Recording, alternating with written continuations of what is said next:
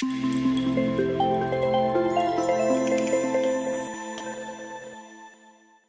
Monsieur Descamps, bonjour. Monsieur Descamps qui est devenu un incontournable de mes interviews des 24 heures de Saint-Jean. Chaque année, vous passez dans ce stand qui évolue d'année en année. Petite innovation. On était à l'époque en dessous de l'escalier. On est arrivé ici, on a grandi, fond vert. On essaye de mettre de plus en plus le logo Saint-Jean, le logo 24 heures, bas carbone. On essaye de s'améliorer. Monsieur Descamps, est-ce que, si je peux me permettre, est-ce que vous pourriez nous parler de votre parcours éducatif et professionnel ? Alors, mon parcours éducatif et professionnel. Alors, j'ai eu votre âge. Peut-être qu'on peut ne pas l'imaginer quand on me regarde, mais j'ai bien eu votre âge. J'ai fait, comme vous, des études dans un lycée, et dans le meilleur lycée du Boulonnais, pour moi, qui est le lycée Saint-Joseph. J'ai fait une partie de mes études ici, des études classiques de baccalauréat, pour me rendre après dans des études d'informatique, particulièrement, et de mathématiques, à l'université d'Amiens. Et j'ai terminé mes études en sciences politiques à Paris. Voilà. Donc, c'est pas un parcours habituel. J'ai commencé ça, je suis passé sur autre chose pour terminer. Et me voilà finalement de retour à l'école. Eh bien oui. Vous voyez. Donc, j'ai bouclé la roue tourne, mais elle revient au même endroit. Tout à fait. Vous qui êtes directeur de Saint-Jean, depuis combien de temps ? Alors, on m'a confié l'établissement en 2011. C'est ce que je voyais sur les panneaux. Mais voilà, oui, ça fait 15 ans cette année. Ça fait 15 ans. Alors, des 24 heures de Saint-Jean, j'ai vu un grand nombre d'éditions. Hein. On est sur la 23e édition. Et donc, j'en ai vu au moins 15. Et même avant les précédentes, qui ne s'appelaient pas tout à fait 24 heures de Saint-Jean. Pour les premières, les 6 heures. Les premières qui étaient les 6 heures de Saint-Jean. Que pensez-vous de cette 23e édition bas carbone, où on a l'impression d'avoir fait des événements dans un événement ? On a eu ce petit concours design, comme chaque année, une semaine avant. On a notre village bas carbone, on a notre village automobile, on a notre pôle entreprise qui est juste à la sortie de notre stand interview, ce stand interview, le pôle avec l'entreprise Valeo qui est venu, le pôle de monsieur V2M qui expose les machines. C'est quand même impressionnant d'avoir tous ces événements en un. Alors, j'adore votre question. En plus, vous m'aidez dans la réponse. Parce que vous donnez effectivement tout l'inventaire des professionnels présents sur le terrain. Je vais y ajouter le député de la 5e circonscription, qui était des nôtres, la maire de la commune, qui était des nôtres, et première vice-présidente de la communauté d'agglomération. Beaucoup de maires de l'agglomération étaient là. Et c'est vraiment, je dirais, the place to be aujourd'hui, l'endroit où il fallait être, au lycée Saint-Jean, pour les 24 heures de Saint-Jean. Et la salle est pleine, et il y a de l'ambiance partout, ça travaille partout. Un arrêt particulier sur tous les jeunes qui ont préparé cet événement depuis de nombreux mois. Ils sont restés très tard le soir pour travailler, pour préparer, pour réussir leur événement. Aller à l'école, ça marche. Et ça produit des effets positifs. Ils le montrent, ils le démontrent aujourd'hui. Le partenariat, excusez-moi, avec l'école Edin Stanchol est exceptionnel. Pouvez-vous nous en parler un peu plus de cette aventure qui est humaine et pédagogique à la fois ? Il y a 2 ans de cela, l'établissement Saint-Jean est rentré en contact avec un autre établissement qui est en Allemagne, ex-Allemagne de l'Est, à Erfurt, un très gros lycée comme nous, et qui prépare des jeunes à leur avenir. Et on s'est posé ensemble pour se dire qu'est-ce qu'on peut vivre ensemble de projets européens pour aider les jeunes dans leur mobilité et à évoluer vers leur métier. Nos professeurs vont maintenant former là-bas des élèves. Des professeurs allemands viennent en France, ici aussi, chez nous, pour apporter leur contribution à la formation des élèves. Et là, vous avez des élèves allemands, une vingtaine, qui ont travaillé toute l'année pour préparer leur bolide, leur véhicule, et qui viennent challenger les équipes françaises sur place.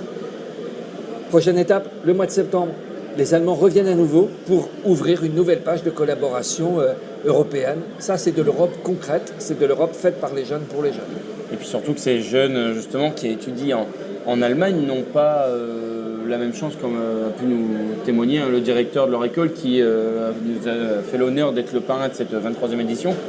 Le cursus de mise en pratique n'est pas forcément inscrit à leur cursus comme il l'est inscrit chez nous. Et donc ces jeunes, en fait, sont venus à concevoir ce bolide sur leur temps personnel, sur le dimanche, sur pas mal d'heures en plus, avec l'accompagnement de leurs professeurs. Les jeunes de Saint-Jean qui travaillent pour les 24 heures de Saint-Jean sont des jeunes qui courent pour venir à l'école. Vous vous rendez compte ? c'est complètement le contraire de l'image qu'on peut avoir. Généralement, on peut penser que des élèves courent pour sortir de l'école. Et eux courent pour venir travailler et font tout pour rester tard le soir et bosser. Et ça, nos confrères allemands ont bien vu là qu'il y avait quelque chose de fort chez nous et nous le disent et on est heureux de le partager avec eux. Une autre collaboration importante pour nos jeunes, celle avec Junia. On a eu leur directeur l'année dernière en tant que parrain, M. Régal. Où on est aujourd'hui ce partenariat, M. Descamps? Alors, merci de rappeler que l'année dernière, Alexandre Régac, donc directeur général de 3 grandes écoles d'ingénieurs, dont HEI Isen, qui était le parrain des 24 heures de Saint-Jean, il est reparti, je dirais, transformé de cette expérience d'avoir été le parrain. Et peu de temps après, il a repris contact avec l'établissement pour nous dire « Notre école d'ingénieurs, on veut la vivre avec vous ». Et très concrètement, ça veut dire qu'à cette rentrée des classes, là, la rentrée 2026, nous allons accueillir les 2 premières années du cycle ingénieur chez nous. Donc, on préparera à Saint-Jean, avec notre confrère le lycée Nazareth à Fringues, des futurs ingénieurs ici pendant les 2 premières années. Donc, vous voyez, la logique des 24 heures de Saint-Jean va bien plus loin encore que concevoir des petites voitures, parce que c'est concevoir des futurs ingénieurs, ceux de demain. Justement, c'est ce qui précédait ma future question, justement, qu'est-ce qu'elle en est de ce parcours préparatoire et nous en parler davantage. Et forcément, c'est réussir aussi à créer je pourrais dire, ce puits de compétences qui va être une artère, finalement, le lycée Campus Saint-Joseph va être une artère centrale d'un puits de compétences qui est unique sur le territoire du Boulonnais. Si je peux me permettre, si je ne me trompe pas, il n'y a aucun autre lycée qui, pour l'instant, peut prétendre à former à ce genre de filière. Alors, je vais répondre en tout cas sur le lycée Saint-Jean. Le lycée Saint-Jean veut jouer cette carte des métiers industriels qu'on appelle chez nous énergie, numérique, automation, une nouvelle façon d'attirer vers ces métiers-là. Il y a des grands pôles de compétences qui se développent, alors plus proches de nous sur le Dunkerquois, où il faut préparer des cadres de demain, des ingénieurs pour demain. Et ça se prépare aujourd'hui, parce que préparer un ingénieur, ça prend 5 ans. Ça ne se fait pas en un claquement de doigts, donc il est vraiment le temps qu'on se mette en équipe. Qu'est-ce que vous souhaitez dire à ces jeunes qui sont partis pour 24 heures de course, où ils vont mêler persévérance, détermination, esprit d'équipe, endurance? Alors leur dire merci parce qu'ils s'investissent pour préparer l'avenir.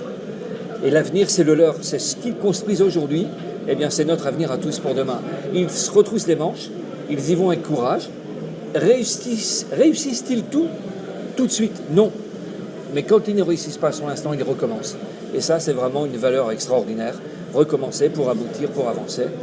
Donc je leur tire mon chapeau. Et je peux dire à tous ces jeunes qui rendent le directeur que je suis un homme vraiment très heureux. Derrière ces jeunes, je tiens à le souligner, il y a une équipe pédagogique très investie, bienveillante, passionnée. Il est important de les souligner, puisque sans par exemple leur partenariat avec ces professeurs, pour ce partenariat avec les Allemands, ils n'auraient sûrement pas vu le jour. Et sans ces professeurs qui s'investissent durant toute l'année, et pour les élèves, il n'y aurait sûrement pas cet événement qui est les 24 heures de Saint-Jean. Et je tiens à les souligner, je pense que vous serez d'accord avec moi sur Bravo, merci de penser à eux, parce qu'effectivement, derrière les 150 jeunes investis dans les 24 heures de Saint-Jean, il y a 180 entreprises partenaires, et il y a une bonne cinquantaine de profs et de personnel qui retroussent les manches et avec les jeunes, qui passent du temps, qui s'exercent, qui essayent des choses, qui innovent, et ça avance, ça marche. La preuve, c'est la 23e édition et on ne peut pas durer 23 ans si à chaque fois on ratait tout ce qu'on faisait. C'est une école de réussite et bravo. Bravo à tous. C'est ça, regardez, on va en avoir la preuve en image maintenant. On a innové et là on va voir le nombre de tours. Vous voyez, on n'a pas encore les 5 heures de course, on est à 4h30 et déjà une première voiture avec 850 tours suivie d'un tour près d'une autre voiture. Donc la première voiture qui est l'équipe de BTS. Avec par exemple Artus Gavel qui a usiné sa voiture lui-même grâce à son entreprise. Au niveau de la deuxième place, l'équipe 3 qui est l'équipe étudiant-entreprise qui a été créée justement à Saint-Jean par Jean-Baptiste Baillet qui fait partie du groupe Baron. Alors pourriez-vous me dire si nos confrères allemands, c'est bien l'Audi Alors nos confrères allemands sont à la 14e place avec le numéro 20, ils sont à 305 tours. C'est la première année pour eux qu'ils concourent avec une voiture qu'ils ont créée eux-mêmes. Habituellement, c'est dans une catégorie de voitures où on peut l'acheter dans le commerce et la modifier. Et là, ils ont décidé de la créer eux-mêmes, d'allier et de réussir à unir et à fédérer des entreprises pour leur faire de l'usinage et pour leur faire de la création de pièces.